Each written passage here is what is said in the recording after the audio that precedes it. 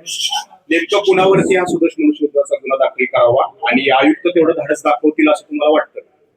मोशी कचरा दुर्घटना घडली, त्याला काही दिवस उलटले, 9 नागरिकांचा त्याच्यामध्ये बळी गेलेला आहे आणि याची जबाबदारी खरं तर स्वीकारून महापालिका आयुक्तांनी, पर्यावरण विभागाचे प्रमुख संजय कुलकर्णी, संबंधित ठेकेदार अँथोनी यांच्यावरती मनुष्यवधाचा गुन्हा दाखल करावा.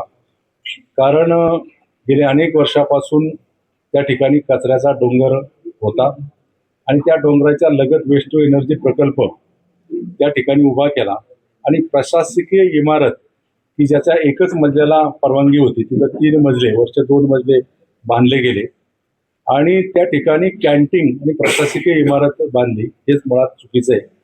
एकंदरीत पाहता केंद्र सरकारचा मोठा निधी या प्रकल्पासाठी महापालिकेने मिळवला आणि हे सगळं मिळवत असताना वेस्ट टू एनर्जी प्रकल्प देखील गेल्या 1.5 महिन्यापासून बंद आहे आणि या परिस्थितीमध्ये बंद प्रकल्पामध्ये कर्मचारी कशासाठी बोलवले होते हा पण संशोधनाचा भाग आहे. एकंदरीत सगळी परिस्थिती पाहता ज्या ठिकाणी दुर्घटना घडली त्या ठिकाणची परिस्थिती याला जबाबदार महापालिका आणि महापालिकेचा प्रशासन विभाग, पर्यावरण विभाग मुख्यतः जबाबदार आहे. संबंधित ठेकेदाराला जे काम दिलं होतं ठेकेदार देखील तेवढाच जबाबदार आहे.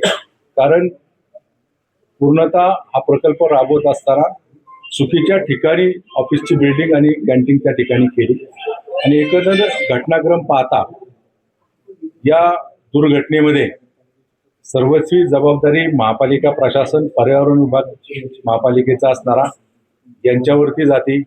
गेल्या अनेक वर्षापासून त्या ठिकाणी कचरा येतो. कचऱ्याचं खरं तर विल्हेवाट लावणं ही मुख्यतः जबाबदारी असताना कचऱ्याचा डोंगर निर्माण करण्याचं काम महापालिकेने केलेलं आहे आणि या सगळ्या गोष्टीनं पर्यावरण विभाग यांनी देखील त्यांना नोटीस दिल्याचं मला समजते.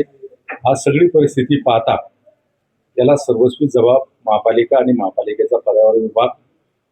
ज्या ठेकेदाराला वेस्ट टू एनर्जीचं काम दिले तो ठेकेदार त्याला जबाबदार आहे. आपण पहिल्या दिवसापासून आयुक्तांची भूमिका ही कंत्राटदाराला दोषी न ठरवण्याची दिसते, त्यांना क्लीन चिट देण्याची दिसते.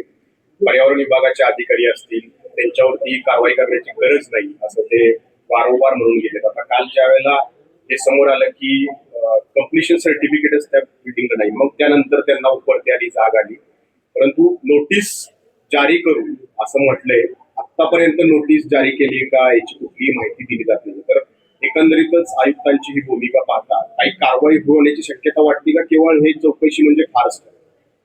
आयुक्तांनी खरं तर कठोरपणे निर्णय घेणं आवश्यक आहे. 40 लाख लोकवस्तीच्या लोकसंख्येच्या या पिंपरी चिंचवड शहराचं आयुक्तपद भूषवत असताना कुणाला देखील पाठीशी घातलं नाही पाहिजे. तो ठेकेदार असेल, महापालिकेचा अधिकारी असेल किंवा किती वरिष्ठ अधिकारी असला तरी त्याला पाठीशी घातलं नाही पाहिजे. 9 नागरिकांचा बळी गेलेला आहे. राज्य सरकारच्या वतीने देखील सक्तपणे सूचना दिलेल्या आहेत आणि महापालिका प्रशासनाने या बाबतीमध्ये कठोरपणे निर्णय घेणं भाग आहे.